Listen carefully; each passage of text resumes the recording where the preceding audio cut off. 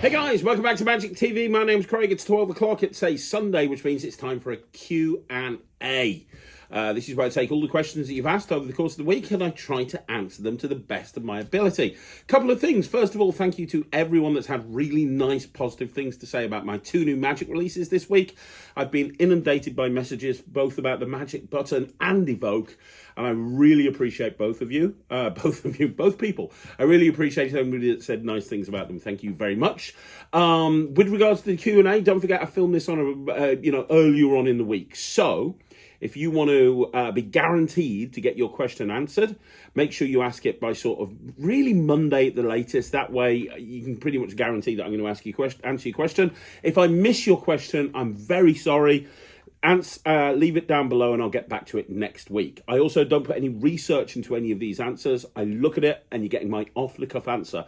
If I see something that I think would be good as a longer form video, I will typically do that in the future. Now, with that all being said, there are a lot of questions this week, so thank you. This whole Q&A lives and dies by the questions that you ask, so thank you very much. And without further ado, we're going to get to it. It's time. This week's Q&A.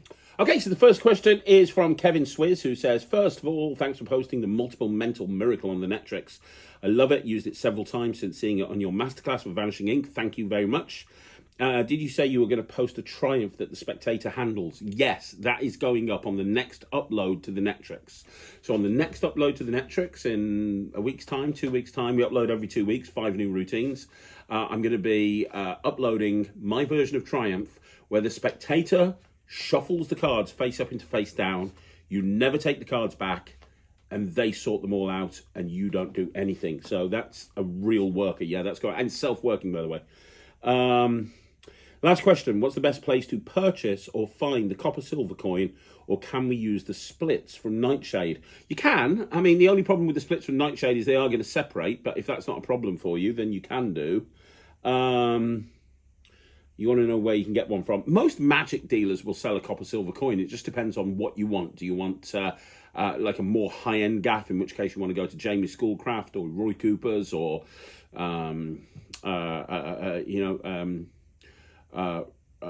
Roy, sorry.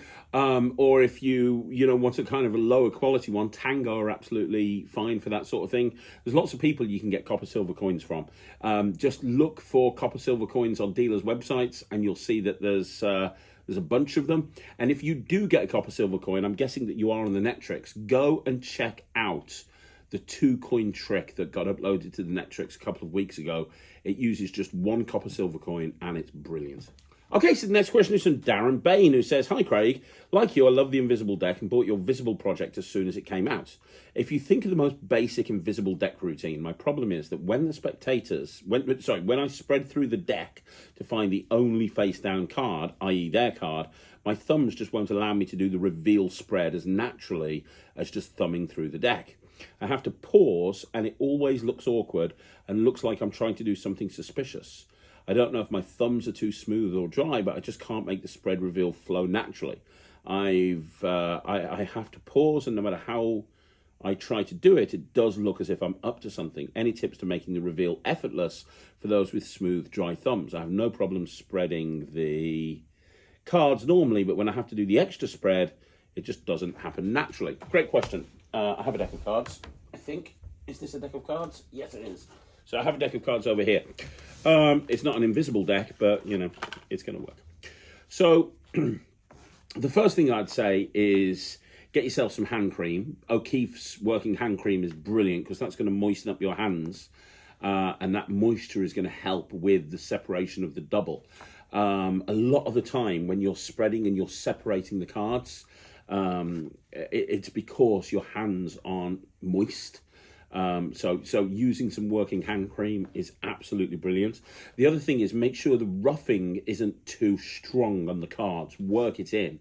A good rough deck, a good Invisible deck with roughing fluid through it should stay together when you're spreading, but should just move apart like butter. If you're having to go, then there's too much roughing fluid on the cards and you need to take the cards one at a time and rub them on something to try and eliminate some of that roughing fluid. It should move quite smoothly. So that's a couple of things that will help just generally. Now, in terms of the reveal of the card, the first thing that I'd say is don't spread the deck too fast. Because if you spread the deck too fast, you are naturally going to have to stop at one point to separate where the roughed card is, right? So let's just say, I don't know, we're in this situation here. So let's say we're in this situation. So if you go boom,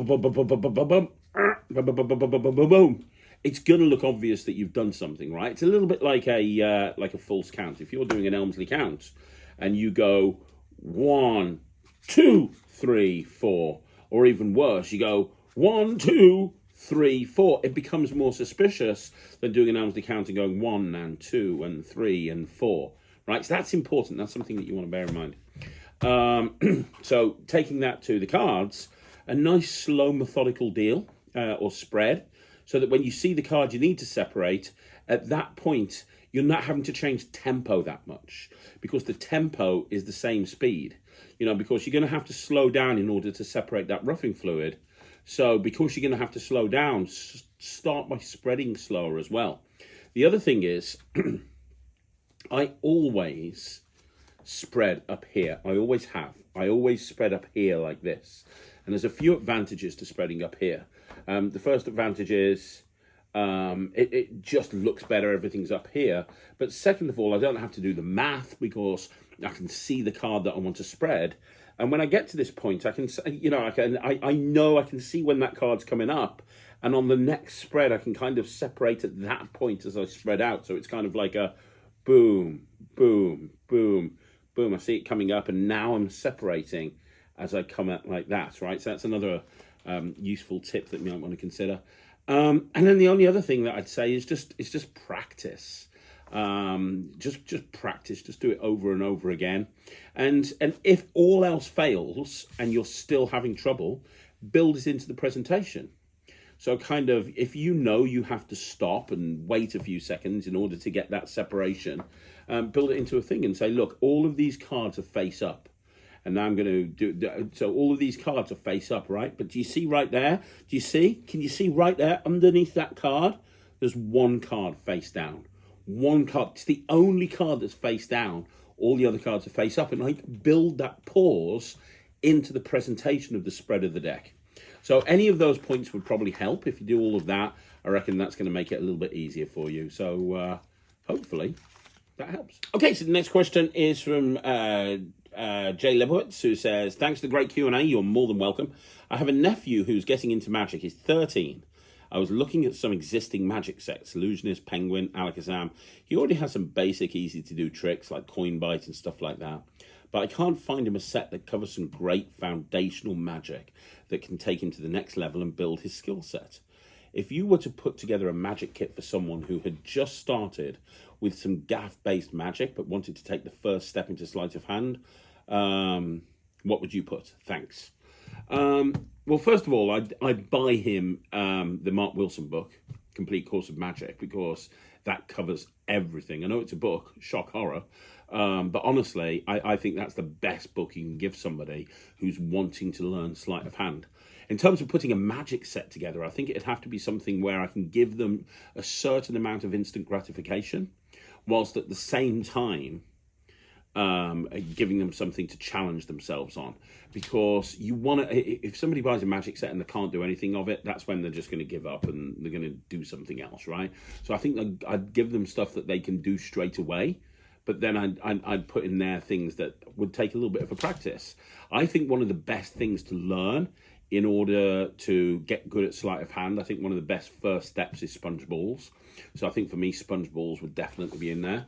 Something else that would definitely be in there would be coin squeeze. I think coin squeeze is the best prop that you can buy if you want to get good at sleight of hand with coins, because you can learn about the one behind and the one ahead principle. You learn about using an extra coin. You can just do it very, very easily, but at the same time, You can throw more advanced moves in there, like a vanish, for example, towards the end. And also the move that you're doing, whilst quite simple, is in essence an assisted utility switch or shuttle pass. So it's teaching you an easy way to get into moves like that. So I think coin squeeze is great. I'd probably put a marked deck of cards in there. Because the marked deck of cards, I think, is capable of so much. I thought that the Magic for Everyone kit that Penguin produced, that Ryland was a part of, I thought that was great. It didn't put too much magic in there. It didn't overload them. But all of the magic was professional caliber magic. You had instant gratification tricks like the floating match with Ben Harris's permission, which was great. You also had the cookie bite, which is kind of, instant gratification, but also kind of an organic thing. You had the Penguin Mark deck, which is just capable of so much that you can do with that. And the Penguin Pen Through Bill. And those 4 tricks are just great tricks. Ryland was going out and getting live performances of that stuff in the real world for Penguin and getting insane reactions. So, you can get great reactions with those tricks. A set that you bring out for kids doesn't necessarily have to compromise on the quality of the magic. I think that the magic can be there and the magic can be really strong. But I think at the same time, it also needs to be, it needs to be simple enough that they can do, but also challenging. So yeah, coin squeeze would be in there, sponge balls would be in there, a mark deck would be in there, pen through bill would be in there. I think that was a really great one. I thought that was a really smart idea of Penguin to put that in there. Yeah, maybe a thumb tip and a silk, but then instructions on how you can actually use the thumb tip with other things, maybe even instructions on how to do a $100 bill switch or something like that. So they realize that the thumb tips just is a tool and it's not just there to make a silk vanish. I think all of that would be really important. Okay, so the next question is from Archie Cox Magic, who has a question. What's the best silk to egg to buy? What did you use? What do you use? I use the Prop Dog Silk to Egg. I think that the Prop Dog Silk to Egg is the best Silk to Egg gimmick on the market. I also very much like their little stickers because they've got a little tuft of silk as well, which I think is really smart. But yeah, the Prop Dog Silk to Eggs I think are the best Silk to Eggs on the market. Okay, so the next question again is from Archie Cox, who says, what's the best linking rings to buy? Well, it depends on what you need them for. I think the best linking rings routine of all time is the one that we reviewed a couple of weeks ago, Victor Volko's flying linking rings. I think that's just a beautiful routine. Not cheap, but beautiful. The linking rings that I use on stage are ones that I bought 10 years ago from International Magic, and they're just as good now as they were 10 years ago. I love those rings. But for close-up, I think that the best rings that you can buy are Matthew Garrett's rings, and I love the fact that all of the rings connect with each other, pun intended, so you can do a bunch of different routines. You've got the Ninja rings, you've got Ninja Plus, you've got the ball bearing thing, Ninja Fusion, I think it's called. You've got the GIR rings, Garrett's Impossible rings. All of these you can put together into one incredibly long routine, or you can take sections out. So if you're looking for a close-up linking rings, I know there's lots. Masado are very good. Don't get me wrong, there's a bunch of really good linking rings, but I think the best are Matthew Garrett's linking rings. One last question from Archie Cox, who says, what is your favourite Magic performance on BGT, AGT and Penn and Teller Fool Us? Well, I'm going to remove Ryland from this because obviously I'm his dad, I'm biased. Obviously, it goes without saying that I'm going to say him. But without that, I think Killian was pretty exceptional on Britain's Got Talent. I thought his semi-final piece, especially with the pop vanish, where he vanished in a burst of confetti, I thought that was just making a statement to the Magic community. That was like, oh my God, that's good. I also liked off BGT John Archer. I thought John Archer was great. His audition especially, he just rocked up with a standard dealer item and stole the show with it. He did the astonishing bottle and just stole the show. I thought that was amazing. I really did. Also, I'd say, I don't know. Yeah, I very much, there's so many really good performers, aren't there? I'm a big fan of all of the kids in Magic. So, obviously Jasper and Aiden and all of those guys are amazing. But I think Izzy Simpson's audition is still pretty special. It was the first time that a kid showed that you could go on a Got Talent competition and do well. And if you go back and you look at Izzy's audition, she set the bar. She really did.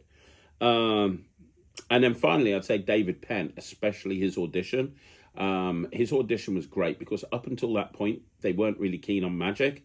And he changed all of that. And that's something that we can never take away from David Penn.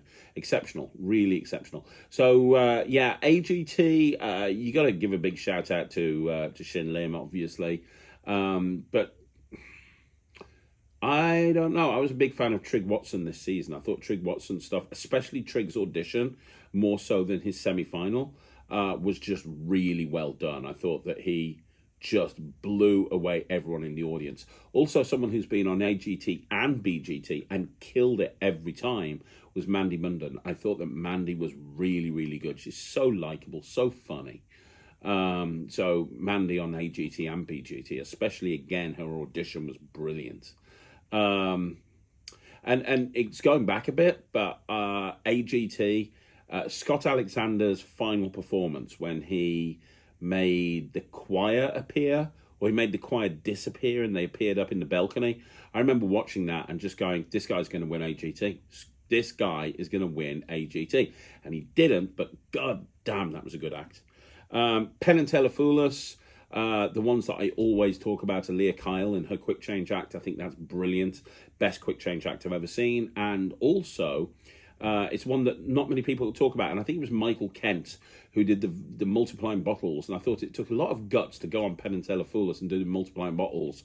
But I thought he did an amazing job with those multiplying bottles. And also, shout out to Piff the Magic Dragon, because both on Penn and Teller Fool Us and also on AGT, I thought he killed it. And one more name, there's so many people who've done AGT and killed it. Stephen Brundwich, I think he set the world on fire with cube magic, and it all started with Stephen. You know, he opened the door for all the other cube acts to follow. So, yeah, I think that you've got to put him high up on there as well. Okay, so the next question is John Rice, who says, what do you think of PTSD by Bill Lemon? I'm going to review it. I'm not going to give my thoughts on it if I hadn't bought it, obviously. No, I'm going to review it soon. I saw him perform it at the session, and it was very, very good. When he showed it me, what I was most impressed with, because I kind of had an inkling as to what the method would be, but what I was most impressed with is when he went into the envelope to take out the card, and he did it with such speed.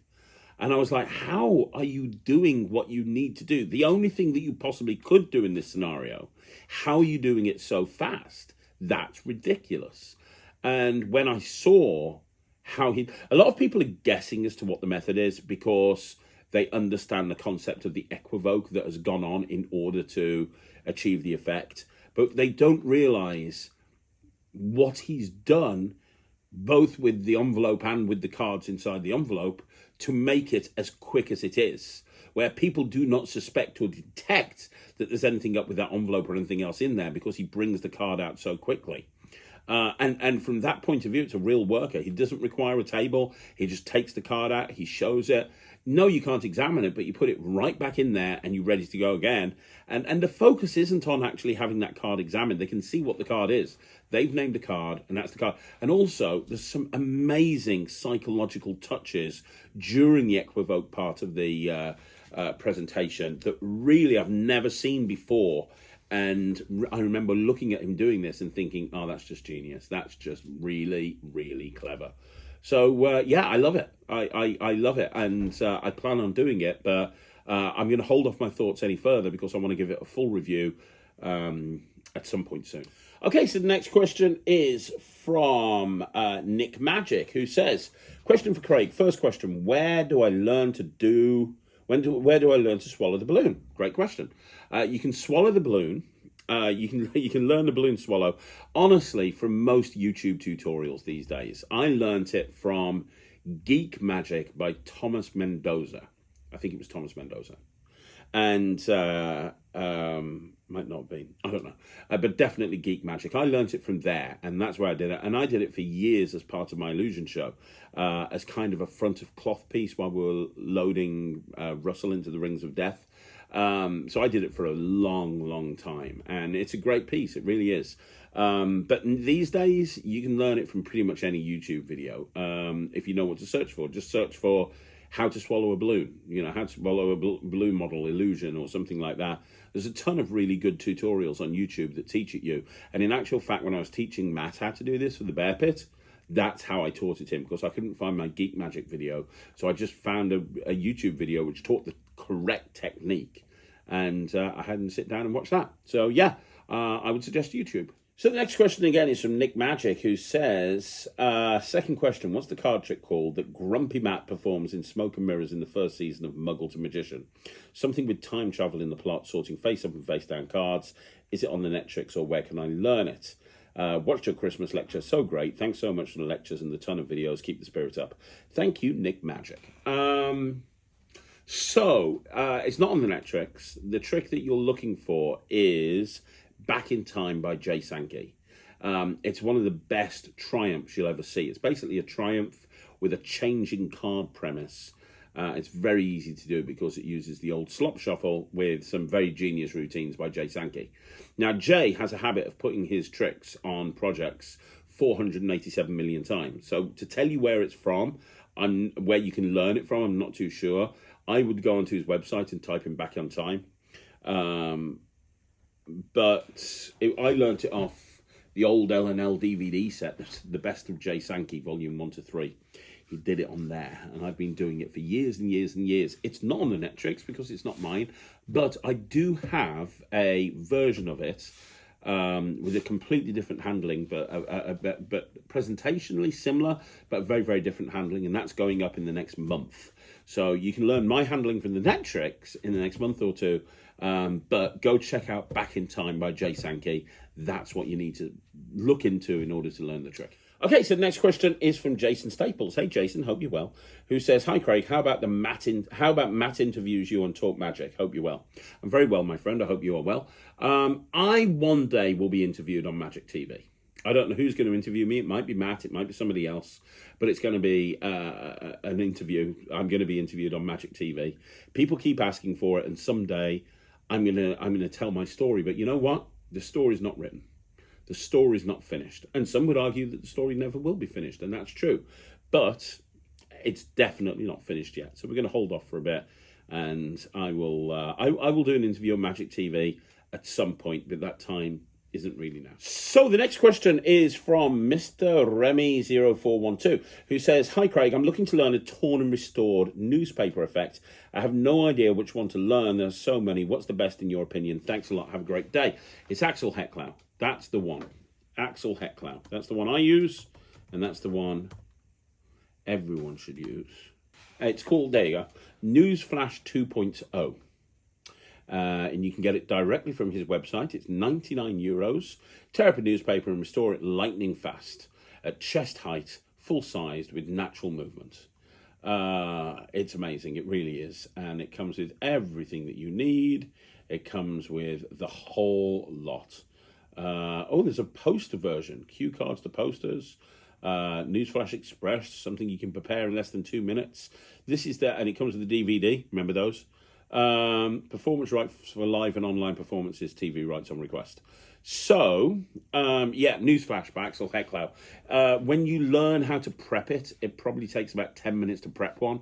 When I was doing it in holiday parks, I was doing it every night. I would literally sit there and I'd prep like a week's worth, and I'd just use them, and then the next week I'd prep a week's worth. I'd be doing 7 or 8 at a time. And if you saw Cillian O'Connor on Britain's Got Talent, in his final on Britain's Got Talent, he started off with a torn and restored newspaper. And it was actually Newsflash that he used to do the torn and restored newspaper. He had a custom newspaper, but it was Newsflash. So there you go.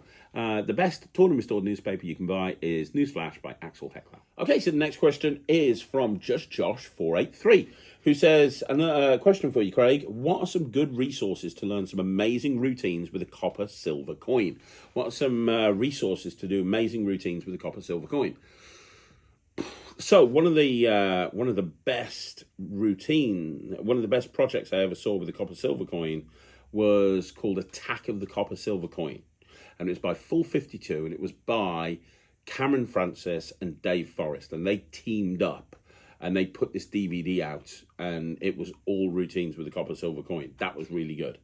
I've got a few different routines with a copper silver coin, and quite a few actually on the Netrix. I'm not making this a sales pitch for the Netrix, but some of my favorite routines with the copper silver coin have gone on there. You've got if you are on the Netrix and you want to look them up, the purple green coin routine is amazing. The 2 coin trick that recently got uploaded is amazing. It's a double coin production, vanish, coins across, so much going on, and it literally just uses 1 coin, and it is incredible. And you need a copper silver coin. So there you go. And the other thing is, you might want to be looking out at some point later this year for a product coming up. Not to do with coins, but just keep watching Penguin Magic and look for products with my name on it. That's all I'm saying. But for now, the Netrix is a good place. The attack of the copper silver coin is good. And I believe, have a look at Copeland Coins, because a little while ago they bought out a copper silver coin. I've not seen it. I've heard it's very good. But normally when Copeland Coins do something, they normally have like downloadable tutorials for that sort of thing. So you might want to check out Copeland Coins. They might be able to help as well. Okay, so the next question is more of a statement. It's from Andy Cooper, who says, "You're correct, Craig. It's the venue's responsibility to pay the performing rights license, not the artist. Everywhere from pubs, clubs, hotels, wedding venues will have one, even corporate premises." There you go. I thought so. Thank you for clarifying, Andy. Anybody who wants to know, it's the venue's responsibility. Okay, so the next question is from Mr. Z4506, who says, "Hi Craig, great videos. I'm doing my first lecture for magicians in a few weeks. The lecture is about 10 or 15 minutes long, and I plan on teaching a close-up routine and explaining the psychology behind it. Any tips on how to construct a good lecture for magicians?" Yeah, just keep it moving. Keep it moving. I've seen lectures in the past where they spend 20 minutes teaching one move. And the problem is, you've got some people in the audience that already know the move, so they're bored. You've got some people in the audience that don't know the move, but they've got no interest in learning it, in which case they're bored. Or you've got some people in the audience that would like to learn the move, but they can't really follow it very well, and it's frustrating them. What you want to do is, I don't want to say gloss over the moves, but what I like to do in a lecture is I say, look, I'm gonna assume that you know simple things like a double lift and a riffle force and a coin vanish, and I'm just gonna kind of show you what I do when I do it. But if there's something that you need to have clarification on, please let me know. And in the break or afterwards, if you want to come up and ask me about a specific move, I'm more than happy to help. Because if you lose the audience, it's very difficult to bring them back. So start off with a performance, kind of give them a very brief 30-second overview of what's happening, and then break it down. But when you break it down, kind of don't dwell on any one move too long, because else it might end up being boring. In 15 minutes, I would try and put 2 routines in there. Maybe start off with something really quick, and also make it accessible. You know, if you're only doing 1 or maybe 2 routines, those routines should be something that's accessible by everybody. So make it simple but powerful. Or find out what the skill level is. Like if you're performing to a room of FISM award winners, then you can do different stuff. You're performing to people that are beginners in magic. So, bear that in mind. But most importantly with it, have fun. Don't rush. I see a lot of people when they lecture for the first time, they're really going fast. "Hi, my name's Craig, and I'd like to show you a lecture about some coin clicks I've got for you." It's just, you can't really focus on what's going on. Don't let your nerves get on top of you. It can be quite tricky lecturing to magicians, but just have fun with it and make sure you slow down. Okay, so the next question is from George Pickard, who says, "Hi, Craig. I normally perform stand-up comedy magic, and my character is a slightly exaggerated version of myself. I'm keen to put together a cabaret act, but I've been told I need more edgy or exaggerated performance character for cabaret. Having seen a few cabarets recently, this does seem fair. It's different to performing in a comedy club or in a magic variety show. I wondered if you have any advice on this, and wondered if you've ever performed as a different character. Thanks for everything you do." Well, if you go and watch, look, there's lots of videos of me performing on stage all over Magic TV. If you go and watch, I'm pretty much the same character, but I adapt to the situation I'm in. Go and look at my Smoke and Mirrors show from Christmas, where I put up my whole Smoke and Mirrors show. I'm kind of a loud, over the top, sarcastic, angry person, which is me with my volume turned right up. But because I was in Smoke and Mirrors, there's a lot of F-bombs, there's a lot of swearing, because that fit into the environment I was in. Go, girl, girl. Now go and look at my video on how to run an awesome kids party. And you'll see that I'm basically that same character. I'm getting annoyed with the kids, I'm loud, I'm over the top, but I'm playing it in a way that the kids find it funny, and there's no F-bombs. Now go look at how to run an awesome parlor show, and you're going to see exactly the same thing. I may be doing different material, I'm doing more sort of larger close-up material, but I'm still doing exactly the same thing. My character is exactly the same person. Regardless of how I perform on stage or where I perform on stage, my character is the same, which is an exaggerated version of myself. You can be as edgy or not edgy as you want to be, but I would say that you want to adapt your character to the venue in which you perform in, and that's really down to research. When I go, like I said, when I go to Smoke and Mirrors, I know there's a very good chance that I'm either going to be heckled or I'm going to have to deal with a heckler or something like that. And I know that there's going to be a lot of people swearing. Mark Bennett will probably be on the bill with me, and he will have been swearing. So for me to come out and do a goody two-shoes act won't fit that venue. So I change and I adapt to fit that venue. Likewise, if I'm doing a show and it is for at Christmas, and I did a cabaret show for a church group, trust me, I completely changed round the lines that I delivered, or not really so much the lines, but the ad-libs and the swearing, all of that was gone. I was still the same character, I was still edgy, I was still jokey, I was still sarcastic, I was still taking the mick, but I adapted to the environment that I was in. And I think that's what you need to do. You need to do some research, look at the audience you've got in front of you, look at the venue you've got in front of you, and try to adapt to fit that venue. Okay, so the next question is from, good grief, Gopal Yadav. Nice to meet you. How you doing? I think I've butchered your name and I'm very sorry. What's the best coin matrix according to you for close-up and stage? Well, if you're doing a matrix close-up and you want to do something with just 4 coins, no gimmicks in any way, then anything from Michael Amar's Easy to Master Coin Magic, volume 1, 2, and 3 is good. My favourite matrix of all time, with no gimmicks, is Dave Jones' Reverse Matrix. It's exceptional. I taught it at the Magic Circle hands-on session recently. It's really good. As well as that, I like a lot of the stuff that Hayashi does with the Matrix. I think it's really, really good.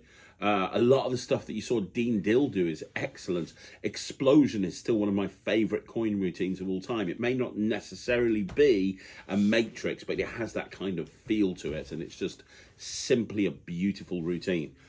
In terms of on stage, I'm guessing Matrix is difficult to perform on stage depending on the size of the audience, where they're seated. If you're standing on a stage and you've got a thing there, unless you've got rear projection, unless you are projecting onto a screen, it's going to be difficult for them to see a Matrix style routine.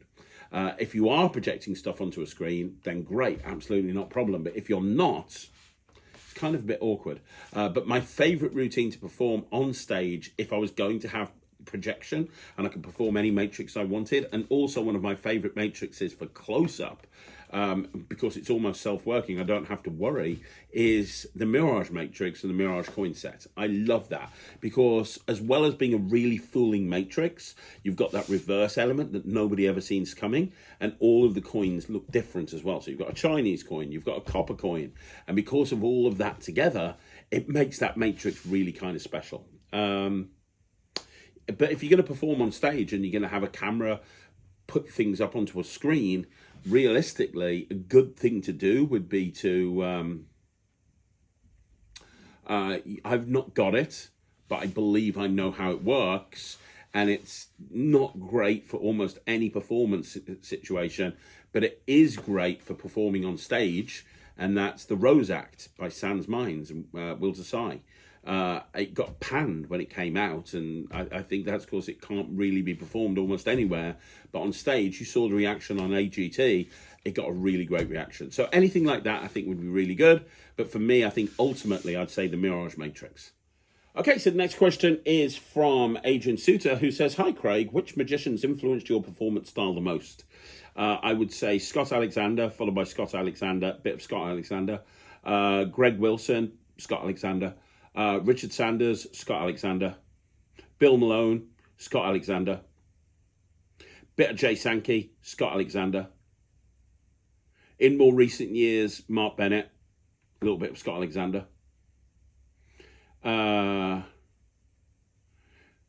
Scott Alexander. Have I said Bill Abbott? Bill Abbott, Scott Alexander. And then, oh yeah, Scott Alexander. Okay, so the next question again is a statement who says, "Hi Craig, it's called Guest 3997. Hi Craig, what a great Q&A. Thank you so much. Thank you for all you do. You're more than welcome. My wife and I are looking forward to seeing you and Ryland at Blackpool, your friends David and Rhonda. I'm looking forward to seeing you as well, David and Rhonda. So yeah, come up and say hi at Blackpool. I'm very excited and I can't hide it. I'm about to lose control and I think I like it." Okay, so the next question is from JustJosh483, who says, "Question for you, Craig. I live in the US and I want to start doing magic at weddings. It's not really a thing in my area, and so I feel I could potentially do really well in this niche. However, nobody has ever heard of a magician at a wedding before and see no reason why they want to spend money to hire one. It would be completely random to have magic at a wedding. I'm struggling to figure out how to pitch this service to local wedding venues. Do you have any suggestions on how to explain why magic is a valuable service to a wedding? The whole because it makes your wedding unique thing hasn't really worked out for me." What I would suggest is, if you're in an area and you want to kickstart something like this, I would be using the online wedding blogger community. You are right. The person who figures out weddings in the US is going to make a fortune, and there's no reason why weddings can't work in the US, because they are lavish. They're wanting to one-up each other. So having something like this would be the perfect thing. So I would start off by maybe reaching out to the wedding blogger community and contacting them and saying, "Hey, I'm trying to bring something that happens a lot in the UK over here to America, and I'm trying to kickstart it, and I'd like your help. Do interviews, write guest blogs, get that information out there, appear on people's blogs, offer to be on podcasts to do with weddings. They're always looking for guests. Offer, start writing your own blog, start educating people, really set up a YouTube channel and start talking about this thing over and over again. And then contact venues and say, look, I want to show you how this is going to work. So I would like to offer you my services at a wedding for free. All I want you to do is send an email out to all your brides and grooms. I'll write it if you want me to. All the people that are booked in the next year that have got weddings, give them a competition. Hey, we're going to give you a chance to win a free magician at your wedding. All you have to do is write one paragraph about why you would like a magician at your wedding. You then help judge who the winner is, but then you've got all of these testimonials and all of these things that people have written that you can use as part of your marketing strategy. And you're doing a free wedding. Word of mouth is going to kickstart this big time. I might even reach out to some minor celebrities and people that are getting married and saying, hey, I'd love, influencers, big influencers, and say, look, you're getting married. I'd like to come along and do your wedding for free. Really, it's all about creating a buzz. It's about creating hype. It's about getting people excited about it, because as soon as people start talking about it and as soon as it becomes an accepted thing, the avalanche is going to open. The floodgates are going to open. It's going to be massive. I know it is. It just needs somebody to kickstart it off. And you don't have to spend money, because advertising online to do this would mean nothing because nobody's searching for it. But what you do need to do is hustle, get out there, make connections, and make it happen. Okay, so the next question is Mike Tyson by TKO. What would you say the top 3 sleights stroke moves that every magician should know? Coins, I would say a coin vanish. I'm going to assume that you can palm a coin. So I'm going to say coin vanish. I'm going to say a shuttle pass, and I'm going to say a gallow pitch. For cards, I would say, for a deck of cards, I'd say a double lift, a force, and a control. And I'm not going to be specific, just a force, double lift, and a control.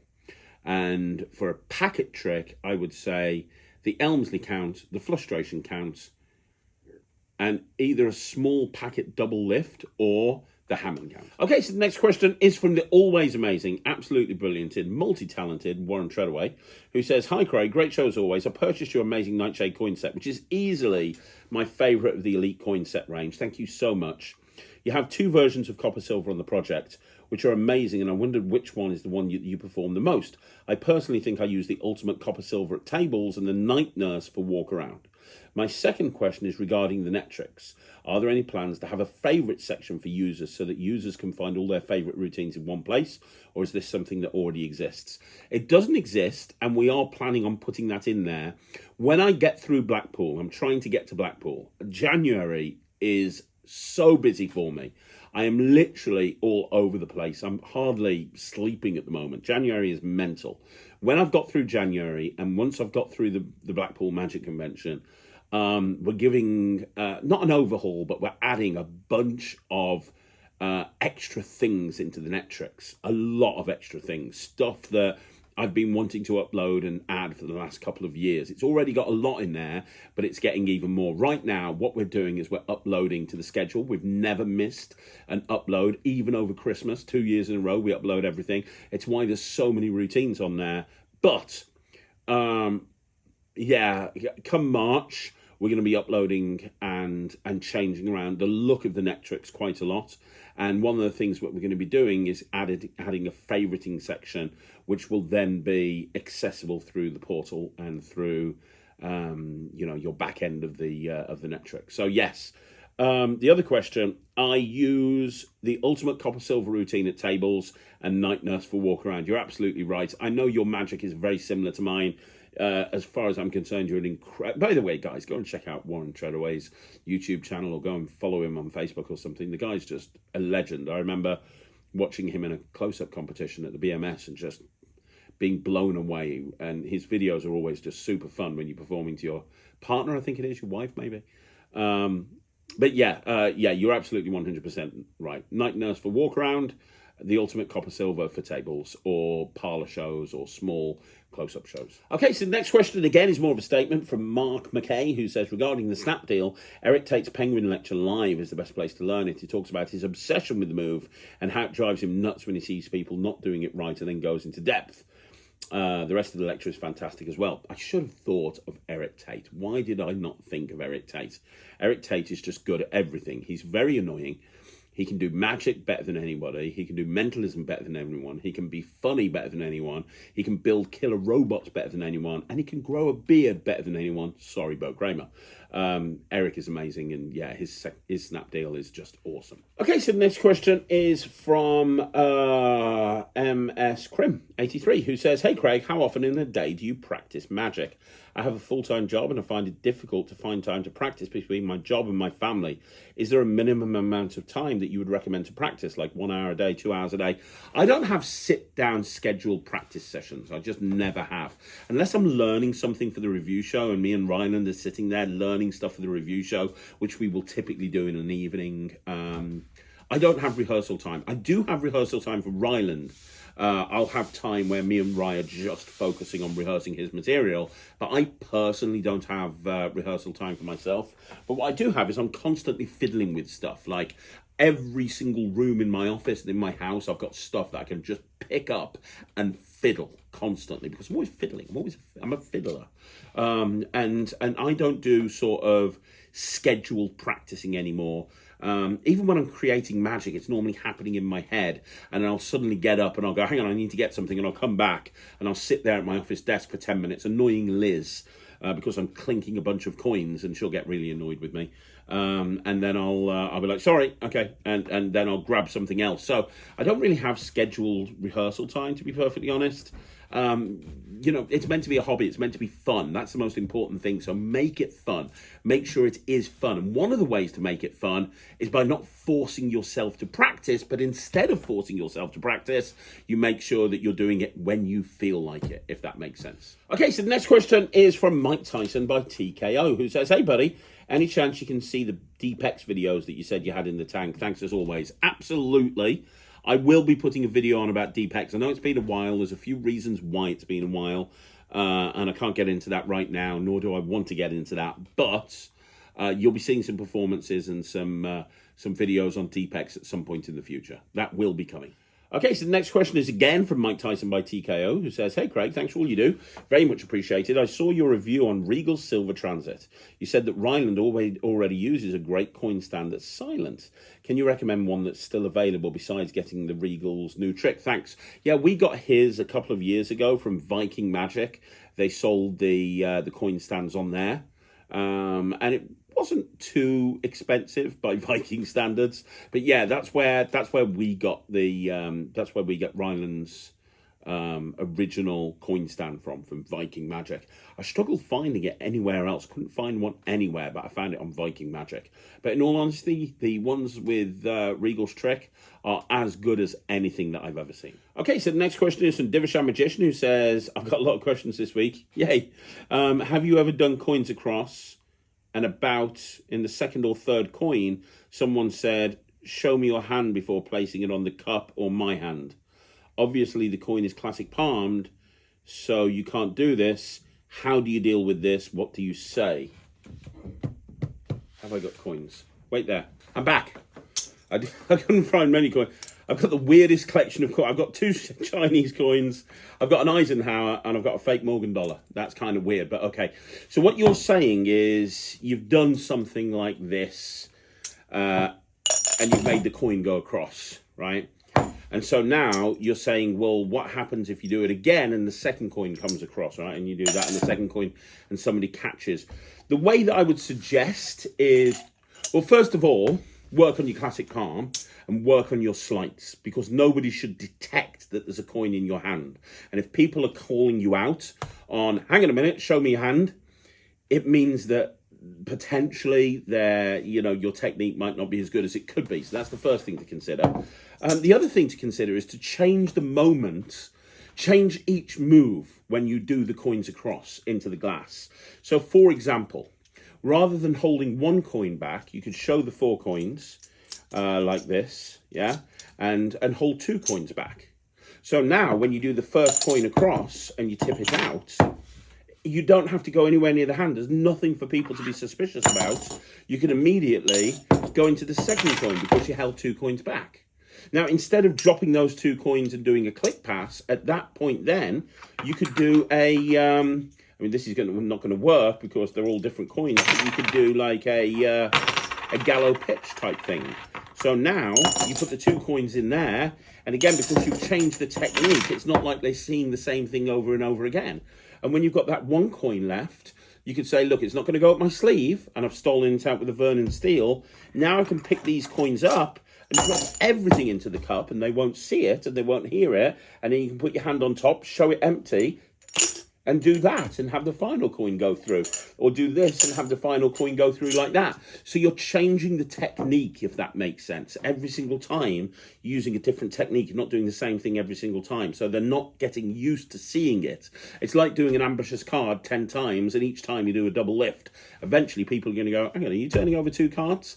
So change up the technique. Finally, if you are in this situation, let's say you've got 1 here, they think there's 3, but there's 2, and you've got 1 here. If they go, have a look at the other hand, you go, hold your hand out for me, you can have a look at everything. Do you want to check them all out first? And all I'm going to do is I'm just going to come over, and you say, yeah, hold your hand out for me. Now I'm giving them an action to do. Because I'm giving them an action, they're going to be focused on that action, which allows me to come over and just put myself into a position where I can do that. And now I can throw them back in the hand, and I can go back into this sequence, right? So it's all about, a lot of the time with coin magic, it's jazzing.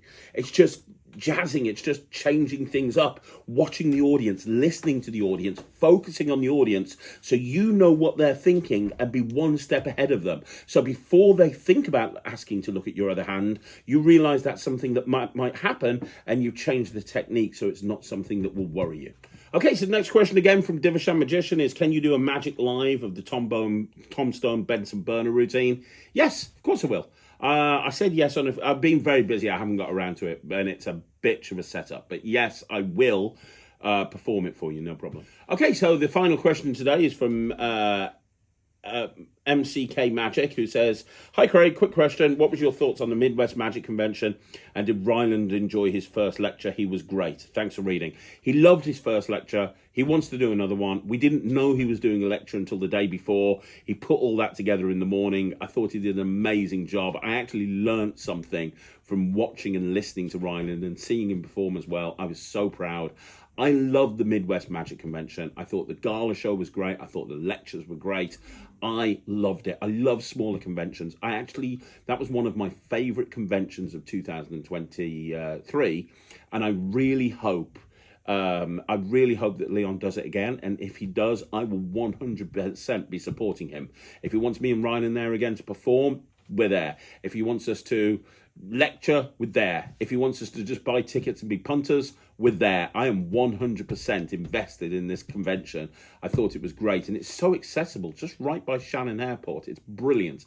I love it. 100%. I thought it was a great convention. So there you go, guys. That's another Q&A in the bag. Thank you once again for joining me right here on Magic TV.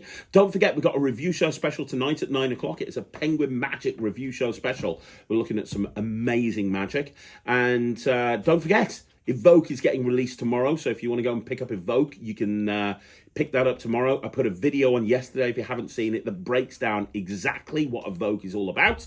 I will see you again soon. Don't forget to join the Netrix, www.thenetrix.com, access to my my online streaming platform. I will see you again soon. Thanks for watching. My name's Craig from Magic TV.